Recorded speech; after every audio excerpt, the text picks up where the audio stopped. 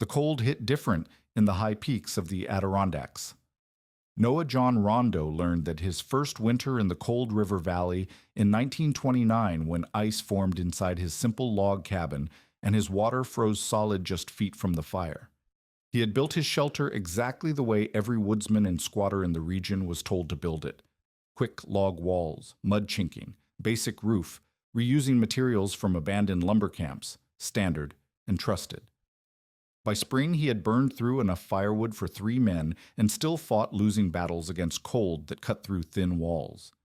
Across the remote wilderness, hermits and woodsmen were struggling with the same problems in cabins built by the book and failing by the season. Over the next year, Rondeau quietly applied an older method learned from an Abenaki teacher to create a dwelling that served as both shelter and firewood stockpile in one ingenious design. His neighbors called it wasteful and odd, but while their conventional cabins rotted and collapsed under heavy snow, his strange woodpile structure kept him warm and self-sufficient for over 2 decades. What did he understand about combining shelter and fuel storage that every serious wilderness dweller should know? Noah John Rondeau was 46 years old when he finally rejected the accepted wisdom of Adirondack woodsmen and committed to his radical experiment in the wilderness. Born near Ausable Forks in 1883, he had left home as a restless teenager with only an 8th-grade formal education, but his hunger for knowledge drove him to read everything he could find during years working odd jobs as a handyman and caretaker along the Raquette River. Books on natural history, survival techniques, and forest management filled his spare hours, building a foundation of theoretical knowledge that would prove crucial when combined with hard-earned practical experience. The turning point came during his years at quarries on the Raquette River, where he encountered Daniel Emmett, an Abenaki woodsman from Canada, who had drifted south into the Adirondacks. Emmett carried knowledge that stretched back generations through his people's relationship with northeastern forests, where European-descended woodsmen saw trees as timber to be cut and used. Emmett understood wood as a living system that could be harvested intelligently to serve multiple purposes simultaneously. He taught Rondeau to read the forest like a complex machine, where every component served several functions. Emmett's lessons focused on what he called stacking wisdom, the practice of arranging cut timber so it would dry properly, remain accessible through deep snow, and provide structural support while aging into premium firewood. He demonstrated how poles cut to specific lengths could be notched at precise intervals, allowing them to be interlocked in stable configurations that would shed rain and snow while remaining easy to disassemble when fuel was needed. Most importantly, he showed Rondeau how indigenous builders had traditionally created structures that were simultaneously shelter, storage, and resource reserve. This knowledge directly challenged the prevailing logic of Adirondack settlement in the 1920s. The region's conventional wisdom had been shaped by the lumber industry's boom and bust cycles, which left hundreds of abandoned logging camps scattered throughout the wilderness. Squatters, hermits, and seasonal woodsmen naturally gravitated toward these existing structures, converting bunkhouses into cabins, or salvaging materials for quick construction projects. The reasoning seemed sound. Why spend weeks building from scratch when serviceable shelter already existed? Speed meant survival, especially when winter approached quickly in the mountains. The standard approach involved claiming an abandoned camp structure, plugging obvious gaps with mud or moss, installing a basic heating source, and focusing energy on the immediate tasks of hunting, trapping, or guiding that would provide income and food. Most woodsmen viewed elaborate construction as wasted effort that diverted attention from the real work of wilderness living. A roof over your head was enough. Anything beyond that was luxury or foolishness. But Rondeau had observed the hidden costs of this conventional wisdom during his years working throughout the region. Simple cabins suffered from fundamental design flaws that became apparent only during extended occupation. Thin walls created temperature differentials that led to constant condensation, rotting interior wood and creating perfect conditions for mold and vermin.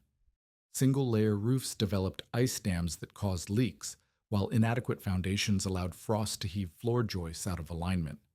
Most critically, these structures provided no solution for the enormous labor of firewood procurement and storage that dominated winter survival. Traditional cabin dwellers faced a brutal cycle every winter: venture out in deep snow to locate, cut, haul, and split firewood, then repeat the process every few days as their small interior storage was exhausted. Each trip meant exposure to cold, exhaustion, and injury risk. Worse, the constant need for small wood-forced men to cut immature trees or strip branches from living timber, gradually degrading the forest around their dwellings and creating longer travel distances for future fuel gathering. Rondeau recognized that this approach treated shelter and fuel as separate problems requiring separate solutions when they could be integrated into a single system. Drawing on Emmett's teachings about stacked timber configurations, he began developing what he would later call his woodpile wigwam, a structure that would eliminate the conventional separation between living space and fuel storage. The concept violated every assumption about efficient wilderness construction. Instead of building walls and then worrying about firewood storage, Rondeau planned to make his firewood stockpile into his walls. Long poles would be arranged in a large cone around a central vertical support, creating a hollow interior space large enough for living while providing a massive reserve of seasoned fuel. The poles would be notched at regular 2-foot intervals, allowing individual pieces to be removed for burning without compromising the overall structural integrity of the dwelling. This design addressed multiple problems simultaneously. The thick mass of stacked poles would provide far superior insulation compared to single-wall log construction, while the conical shape would shed snow and rain more effectively than flat or low-pitched roofs. Most importantly, the dwelling would contain several months' worth of firewood integrated into its structure, eliminating the dangerous and exhausting cycles of winter wood gathering that killed or crippled so many wilderness dwellers. The reaction from other Adirondack woodsmen was predictably skeptical. They saw Rondeau's elaborate timber stacking as wasteful showmanship, good firewood tied up in construction when it could be burning in stoves. His insistence on cutting poles to precise lengths and notching them at measured intervals struck them as unnecessarily fussy compared to their straightforward approach of throwing together shelter and getting on with the real work of survival. Some openly mocked what they saw as an overly complicated solution to a simple problem. This criticism revealed the fundamental divide between conventional frontier wisdom and the integrated approach Rondeau was developing. The standard method prioritized immediate shelter and deferred other problems to be solved later through ongoing labor and resource consumption. Rondeau's method required much greater initial investment of time and materials, but promised to eliminate ongoing problems through superior design. The question was whether his theoretical advantages would prove practical when tested against the unforgiving realities of Adirondack winters and decades of isolated living. Construction began in late spring of 1929 when Rondeau selected a site near the cold river flow that met his exacting requirements. The location needed to provide access to water while remaining concealed from casual observation, situated on ground that would drain properly but close enough to standing timber for material procurement. Most critically, the site had to accommodate the unusual footprint of his planned structure, a circular foundation approximately 16 feet in diameter that would support a conical framework of stacked poles rising nearly 12 feet at its peak. Rondeau started by establishing the central support pole, a straight pine trunk he had selected and seasoned specifically for this purpose. This vertical axis needed to be perfectly plumb and deeply anchored, as it would bear the lateral pressure from dozens of leaning poles arranged around its circumference. He dug a foundation hole 3 feet deep, set the central pole with carefully placed stones for drainage, and backfilled with gravel to prevent frost heaving that could destabilize the entire structure. The next phase required precise calculation of pole lengths and angles. Working from Emmett's teachings about load distribution, Rondeau determined that poles measuring between 24 and 30 feet would provide the optimal combination of structural stability and living space when arranged at a 60-degree angle against the central support. Each pole needed to be cut from straight-grain timber, preferably pine or spruce, with all bark removed to prevent insect infestation and rot. The bottom end of each pole was cut at an angle to sit flat against the ground, while the top was shaped to rest securely against the central support without splitting or shifting. The critical innovation lay in Rondeau's notching system, which had to serve multiple engineering requirements simultaneously.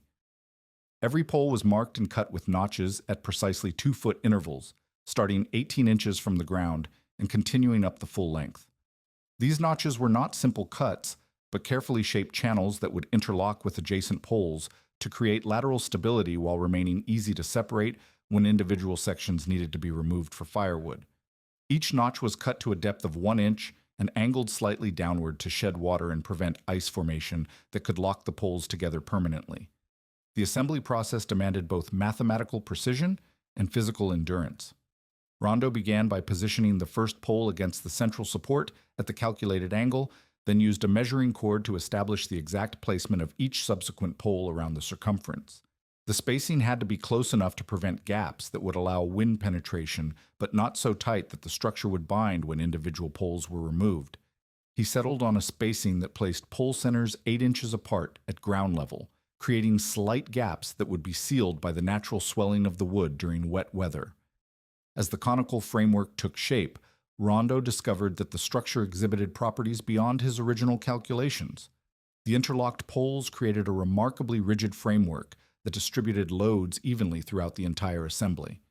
When he tested the system by removing individual poles, he found that adjacent poles automatically adjusted to fill the gap, maintaining structural integrity even when multiple sections were harvested simultaneously. This self-compensating behavior meant the dwelling would remain stable throughout winter as fuel was consumed from its walls. The thermal characteristics of the completed structure exceeded even Rondeau's expectations. The thick mass of stacked poles created what modern engineers would recognize as a thermal battery, a dense accumulation of wood that absorbed heat during the day and released it slowly throughout the night.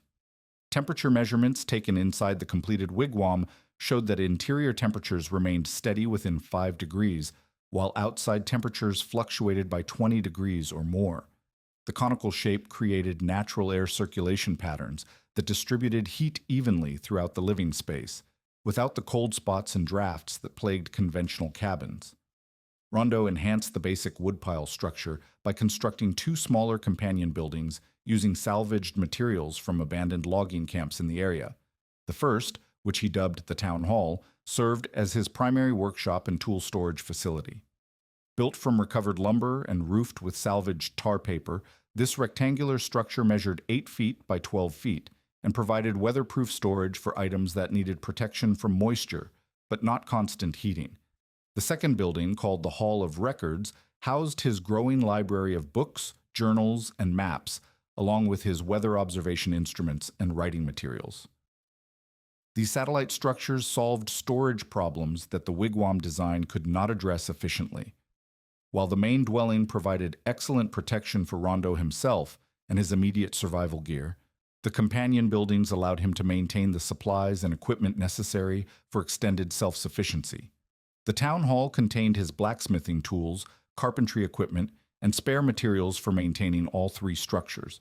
The Hall of Records preserved the intellectual resources that distinguished Rondeau's hermitage from simple wilderness survival. The completed complex demonstrated how traditional indigenous building concepts could be adapted and expanded for long-term wilderness habitation. The wigwam provided the thermal efficiency and fuel integration that solved the fundamental problems of winter survival, while the conventional outbuildings handled specialized storage and work requirements that would have compromised the main structure's performance. Together, the 3 buildings created a wilderness homestead capable of supporting indefinite occupation by a single skilled individual. Perhaps most importantly, the entire complex remained nearly invisible from any distance greater than 50 yards. The conical wigwam resembled a natural brush pile, while the low-profile companion buildings blended into the forest backdrop. This camouflage provided security from unwanted visitors while allowing Rondeau to maintain his hermitage without interference from authorities who might question his legal right to occupy the remote location. The combination of functionality and concealment would prove essential to the longevity of his wilderness experiment, enabling him to test his integrated survival system across decades of Adirondack seasons without external disruption or forced relocation. Noah John Rondeau had not intended to become a hermit when he first arrived at Cold River in the late 1920s. Born in 1883 near Ausable Forks, he had left home as a teenager with only an 8th grade education, drifting through jobs as a handyman, and caretaker along the Raquette River. By his mid-40s, the noise and demands of even small Adirondack towns had worn thin. The remote Cold River Valley, nestled deep in the High Peaks wilderness, offered the isolation he craved. The region had been logged heavily in previous decades, leaving behind a scattered landscape of abandoned lumber camps and makeshift shelters. Most men who retreated to such places followed a predictable pattern. They would claim an old logging hut, patch the worst holes with bark or scrap lumber, and call it home. If no suitable ruin existed, they built quickly from felled timber: 4 walls, a slanted roof, mud packed between logs to stop the worst drafts. Speed mattered more than craftsmanship. These were meant to be seasonal shelters for trapping or temporary refuges, not permanent dwellings. The logic seemed sound enough. In dense forest, materials were abundant and labor was the limiting factor. A man could fell trees, notch logs, and raise walls in a matter of days. Mud cost nothing and filled gaps adequately. Most hermits and squatters planned to move on eventually anyway, following trap lines or seasonal work. Why invest extra effort in a structure you might abandon? But this conventional wisdom carried a fatal flaw that revealed itself only through long winters and extended isolation. The thin walls that went up quickly also let heat escape just as fast.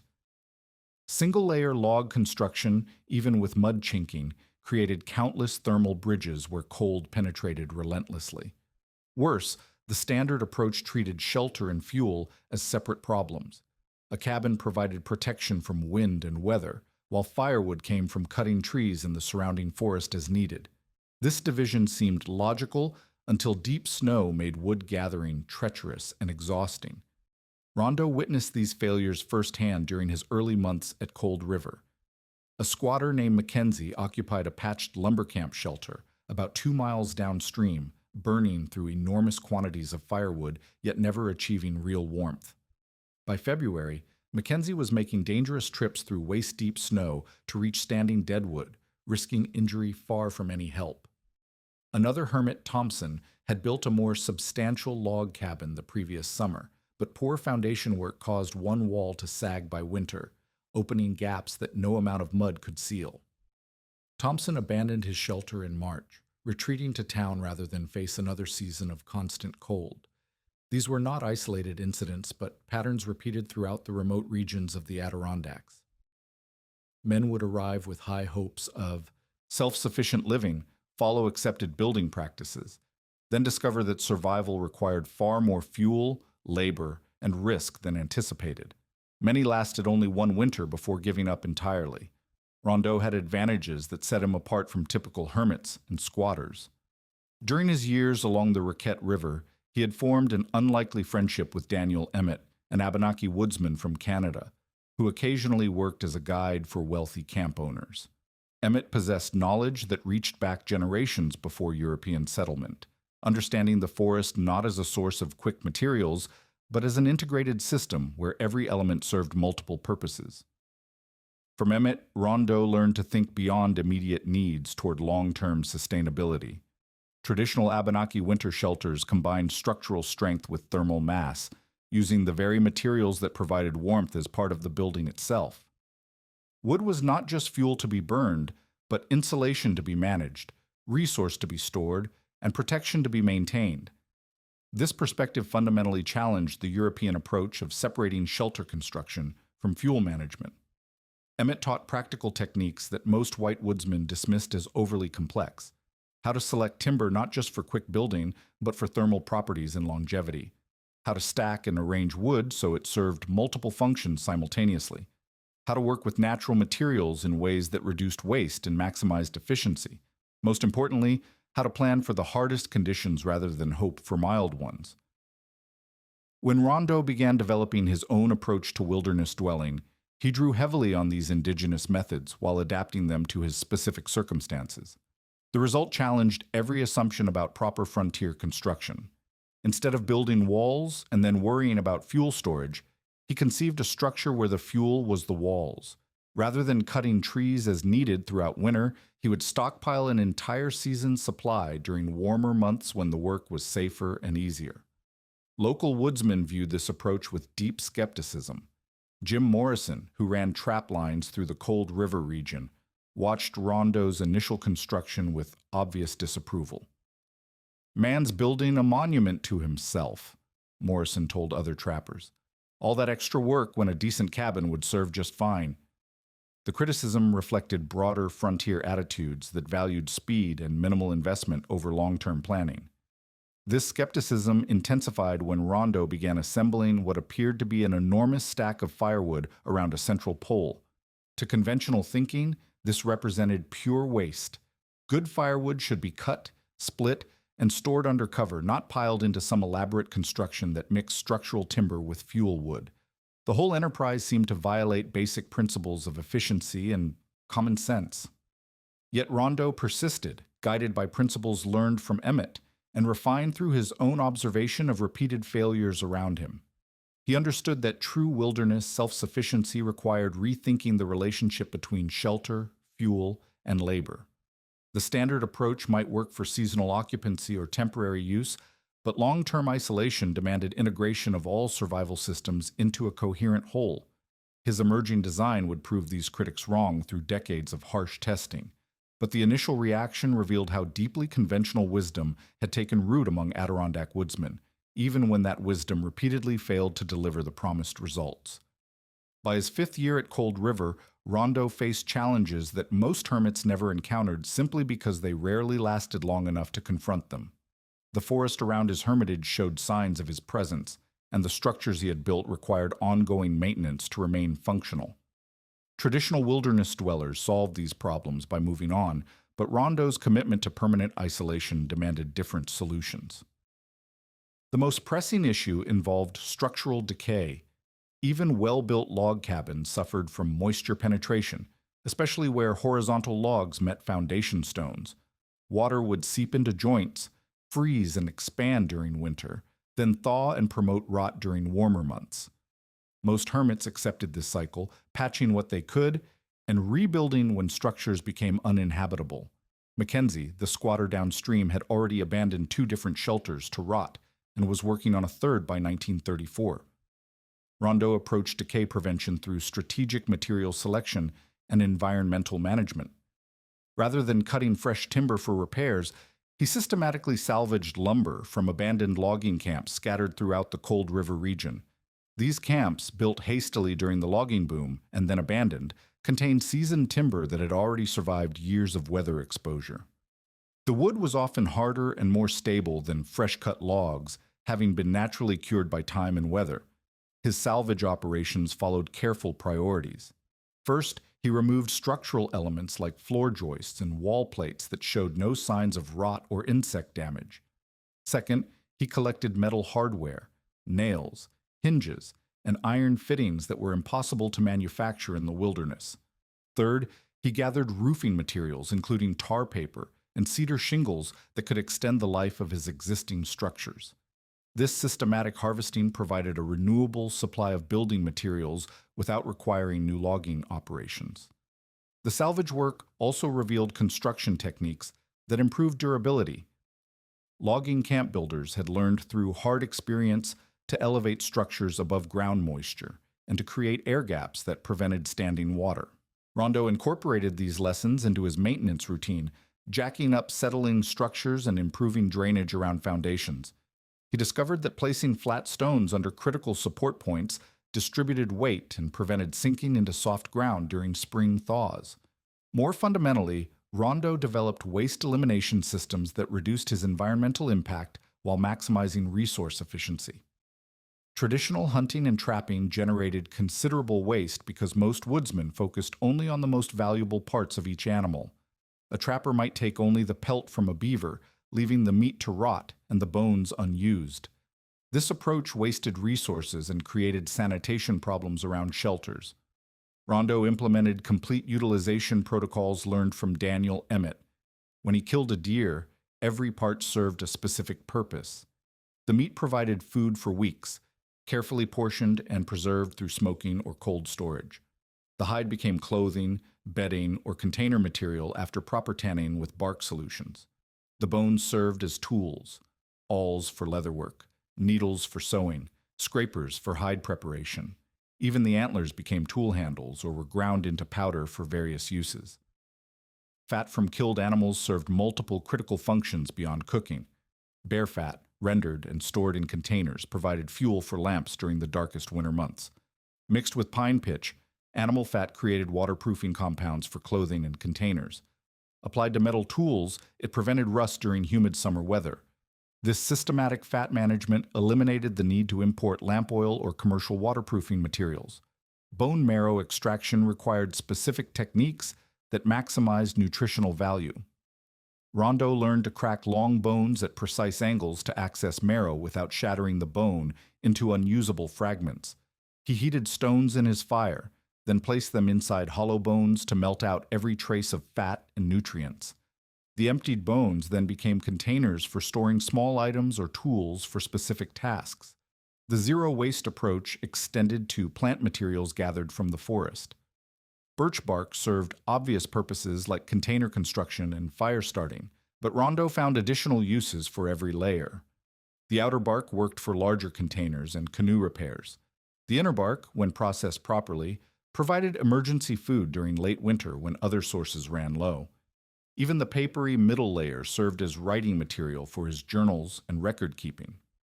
Pine pitch collection became a systematic operation rather than casual gathering. Rondeau identified productive trees and returned to them regularly, harvesting pitch without damaging the trees permanently. The collected pitch mixed with various other materials created compounds for different purposes: waterproofing, wood preservation, adhesives, and medicinal applications. This steady pitch production eliminated dependence on manufactured equivalents while maintaining forest health. His approach to firewood management demonstrated long-term thinking that conventional hermits lacked. Rather than cutting trees randomly around his shelter, Rondeau practiced selective harvesting that improved forest health while meeting his fuel needs. He targeted diseased trees, wind-damaged specimens, and overcrowded stands where removal actually benefited remaining growth. This selective cutting maintained the forest canopy that protected his hermitage from wind and weather, while providing sustainable fuel supplies. Water management systems evolved through years of observation and refinement. Rondeau constructed drainage channels that directed spring runoff away from his structures while capturing clean water for storage. He learned to predict seasonal water flow patterns and positioned storage containers to collect rainwater during summer storms. These systems reduced his dependence on distant springs while preventing water damage to his buildings. The cumulative effect of these waste reduction and durability practices was a hermitage that grew more sustainable over time rather than degrading like conventional wilderness shelters. By 1938, nearly a decade into his isolation, Rondeau's infrastructure was more robust and efficient than when he had begun, while the surrounding forest showed minimal signs of resource depletion. His systematic approach to maintenance and waste elimination had created a genuinely sustainable wilderness operation that could theoretically continue indefinitely. The morning of November 25, 1950, began with unusual atmospheric conditions that veteran Adirondack residents recognized as dangerous. Barometric pressure had dropped steadily for 3 days, and the wind carried an unsettling warmth for late November. By noon, what meteorologists would later classify as a hybrid hurricane winter storm system was tracking directly toward the High Peaks region, with sustained winds approaching 90 miles per hour. Rondeau, now 67 years old, and in his 21st year at Cold River, had developed sophisticated weather prediction methods based on animal behavior and atmospheric signs. Squirrels had been gathering food frantically for a week. Birds had abandoned their normal feeding patterns, and the forest held an unnatural silence that preceded major storms. These indicators, learned through decades of careful observation, warned him that conventional storm preparation would be insufficient. The approaching system differed fundamentally from typical Adirondack winter storms. Normal blizzards brought heavy snow and cold temperatures, but relatively predictable wind patterns. This storm combined tropical hurricane dynamics with northern winter conditions, creating a meteorological phenomenon that existing structures were never designed to withstand. Wind speeds would fluctuate rapidly between 60 and 100 miles per hour, shifting direction unpredictably and creating rotational forces that could twist buildings apart. Standard cabin construction throughout the region relied on gravity and interlocking logs for structural integrity. These buildings could handle steady wind loads from predictable directions, but lacked the engineering redundancy needed for multi-directional stress. Most hermit shelters had been built with the assumption that major storms would come from the northwest, following typical winter patterns. The approaching hurricane would attack from the southeast with sustained force that conventional log construction could not resist. Rondeau spent the final hours before the storm implementing emergency structural reinforcement techniques he had developed through years of incremental improvements. He installed additional guy wires on his auxiliary buildings, anchoring them to deeply buried deadweight anchors, rather than relying solely on foundation stability. More critically, he reconfigured his woodpile wigwam to create internal bracing that would prevent catastrophic collapse even if the outer structure failed partially. The technique involved creating a rigid internal framework using his longest and straightest logs, positioned to form triangular support structures within the circular woodpile. These internal braces were anchored independently of the outer walls, creating a backup structural system that could maintain basic shelter even if hurricane winds stripped away portions of the exterior. This emergency modification represented advanced understanding of redundant engineering principles that most wilderness builders never considered. As the storm intensified throughout the afternoon, it became clear that the meteorological forces exceeded all previous experience in the region. Sustained winds reached velocities that turned standing trees into projectiles. The sound of splintering timber filled the forest as centuries-old pines and hemlocks snapped like matchsticks. The hurricane created a debris field of massive logs that struck buildings with the force of artillery shells. Conventional hermit shelters throughout the Cold River region failed catastrophically within the first few hours. Mackenzie's third cabin, rebuilt just 2 years earlier using traditional methods, lost its roof completely when winds caught the overhanging eaves and peeled the entire structure apart. Thompson, who had returned to the area in 1948 with a more substantial log dwelling, watched his carefully chinked walls separate when flying debris punched through the mud joints and created pressure differentials that blew the structure apart from inside. The failure pattern was consistent across dozens of wilderness shelters.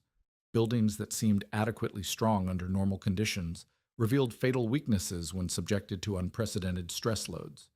Single-point failures cascaded rapidly into total structural collapse. Men who had survived harsh winters and seasonal storms found themselves completely exposed to hurricane-force winds with no remaining shelter.